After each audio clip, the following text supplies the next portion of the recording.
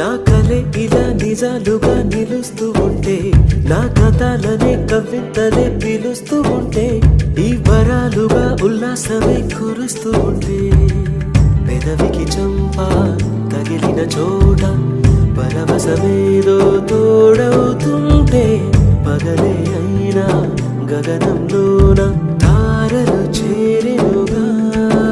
నిజంగా నేనేనా ఇలా నీ జతలో ఉన్నా? ఇదంతా ప్రేమేనా? ఎన్నో వింతలు చూస్తున్నా.